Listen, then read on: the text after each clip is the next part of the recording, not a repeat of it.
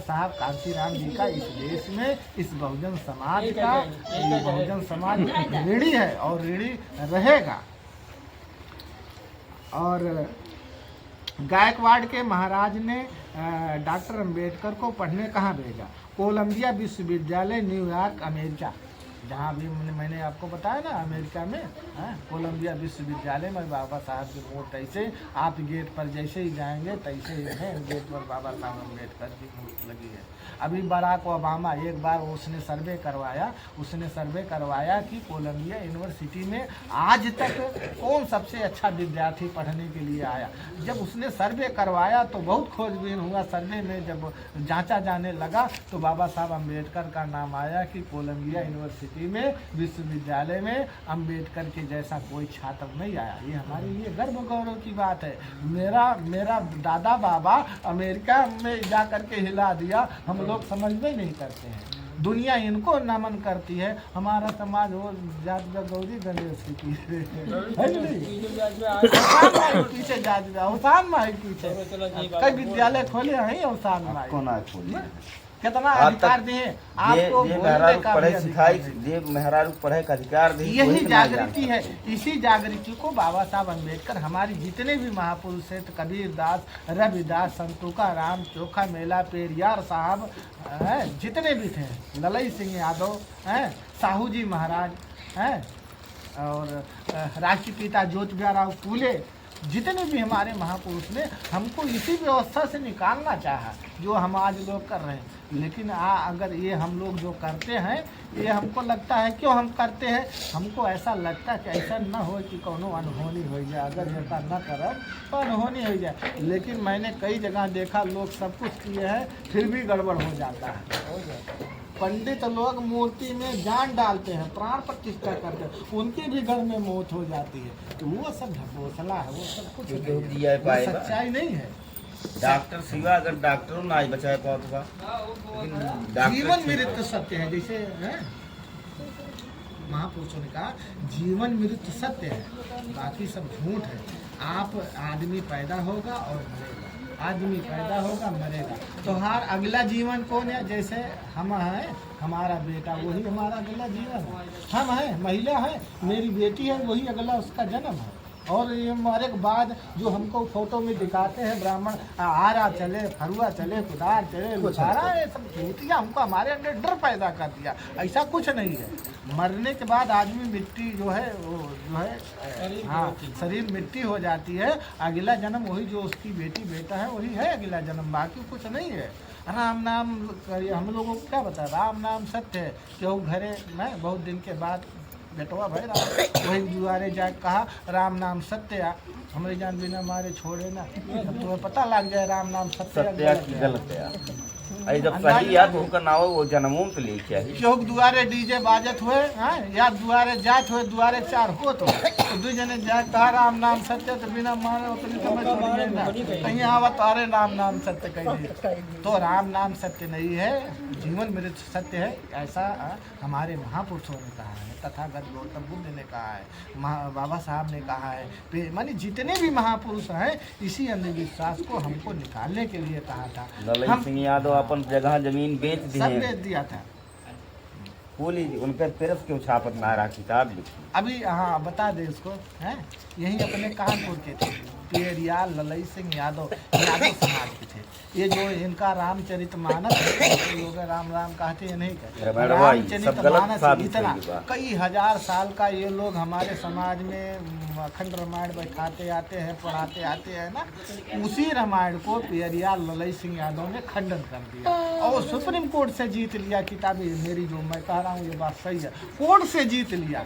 और उनकी किताब को जैसे साहब बता रहे हैं ना, सही बात है, उनकी किताब को जो उन्होंने अपने जीवन में लिखा था कि ऐसा ऐसा छाप दो, बहुत सारे जगह गए, कोई छापने को तैयार नहीं था। अपन जगह जमीन बेच के पुए मशीन लाए, पुए छाप, उन्होंने अपनी जमीन को बेच करके और मशीन बैठाया, अपनी मशीन पर छपवाया। तब आज भी मार्केट में मिल रही किताब 60 रुपए की किताब है, उसका किताब का नाम है सच्ची रामायण।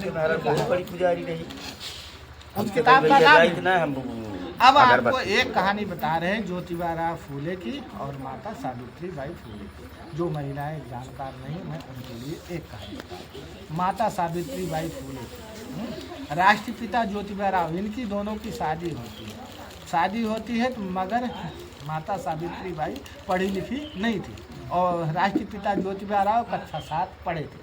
और जब इनकी शादी हुई, आते हैं तो घर पर इन्होंने पहले अपनी औरत को पढ़ाया कि वो ये बताते थे कि सबसे बड़ा पाप ब्राह्मणों ने किया है। कौन सा बड़ा पाप किया है? महिलाओं को अज्ञान में रख करके सबसे बड़ा पाप ब्राह्मणों ने किया है। और फिर उसी बात को आधार बना करके राष्ट्रपिता ज्योतिबा राव फूले पहले अपनी औरत को पढ़ाते हैं। जब माता सावित्रीबाई फूले जब कुछ जान जाती हैं, जब कुछ पढ़ लिख जाती हैं, तो उन्होंने सोचा कि पहले मैं महिलाओं के लिए, बच्चियों के लिए स्कूल खोलूँगा। और जब बच्चियों के लिए स्कूल खोलना चाहा, पूरे भारत में जहाँ जहाँ गई, कोई आदमी उनको स्कूल खोलने की जगह नहीं दिया। फातिमा शेख। हाँ, एक मुस्लिम समाज की औरत जिनका नाम माता फातिमा शेख है, मुस्लिम बिरादरी की थी, उन्होंने अपनी ज़मीन पर वो स्कूल खोलाया। और माता सावित्रीबाई और फातिमा शेख, ये दो टीचर, पहली टीचर यही है भारत में। अगर कोई पहली टीचर औरत कौन सी है? माता सावित्रीबाई फूले और फातिमा शेख। ये दो महिलाओं को सरस्वती और जो कहीं पूजवा करत है वो ज्ञान ना दिए, कोई स्कूल ना खोले। अब देखिए, माता सावित्रीबाई फूले ने आपको, आपकी बच्चियों के लिए, जानते हैं, पहले 7 बच्चियों को जा करके घर घर जा करके बुलाया और इकट्ठा किया। तो बहुत सारी महिलाएं ताना मार रहे, अरे ये तो धर्मों नष्ट कर दिए तिबा, अरे ये तो उल्टाया, ये तो डाइन या, अरे ये तो मारे कुल लोप कह दे। ऐसा पहले, क्योंकि पहले महिलाओं को पढ़ने लिखने का अधिकार ही नहीं था। और जब इन लोगों ने कुछ समझा कि महिलाओं को पढ़ने लिखने से, अज्ञानता में रखने से कितना बड़ा ये लोग किए हैं, मतलब कि पाप किया है, जब इन लोगों ने समझा तब बच्चियों को पढ़ाना चालू किया। सबसे पहले 7 बच्चियों को पढ़ाना चालू किया।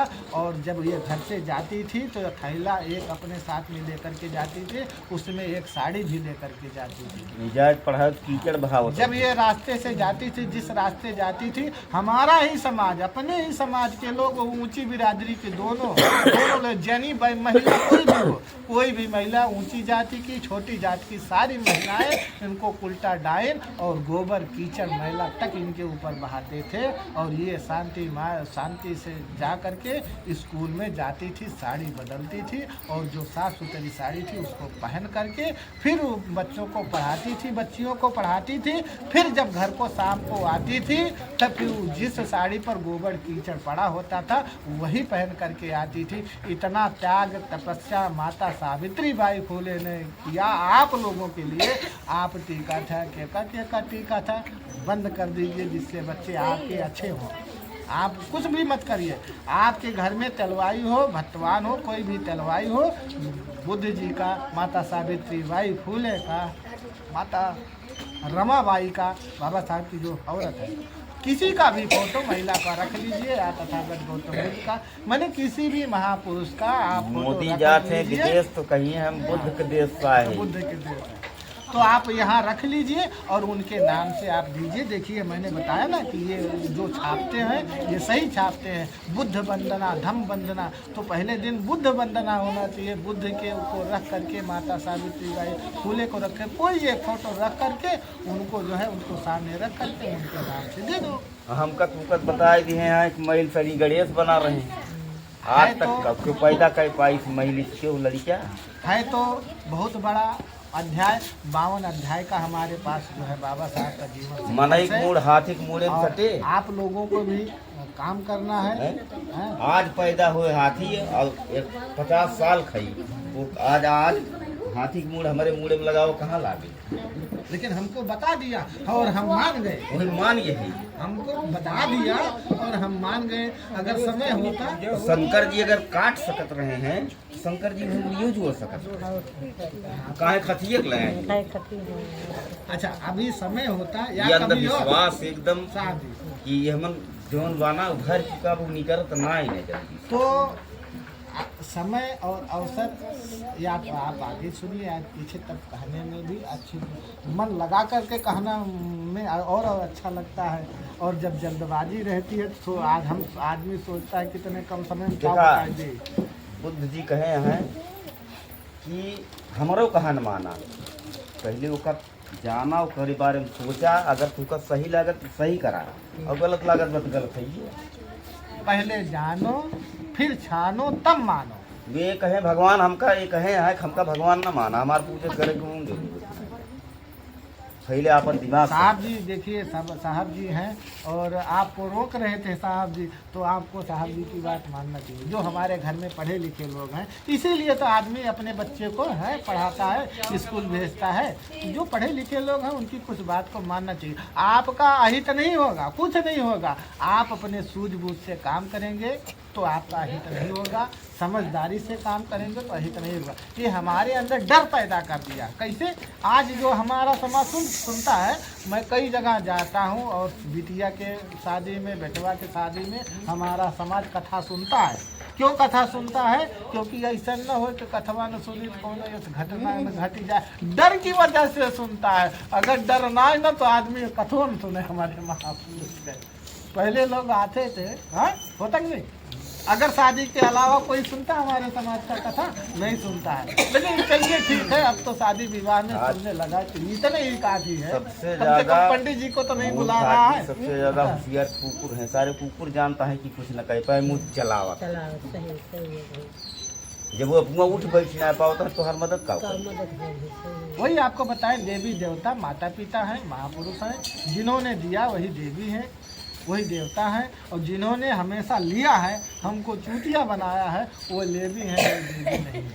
तो आप लोगों ने वो करा गोड़ो धरा जानता है गोबरो सारे पूजाए देते हैं, सारे गोबर हमरा है। समाप्त करें, समाप्त करें साहब। तो आप लोगों ने हमारी बात को सुना, महापुरुषों की विचारधारा को सुना। कम समय में हम चाह रहे थे कि कम समय में कितना जल्दबाजी में बहुत कुछ छूट जाता है। जल्दबाजी समय से आए हैं आप। समय से जब समय से काम होता है ना, अच्छा लागत लेकिन हमसे न सुनी आप है लोगों ने हम जानी थे नमो लेकिन बुद्धाय, जय जय भारत, जय मूल्य।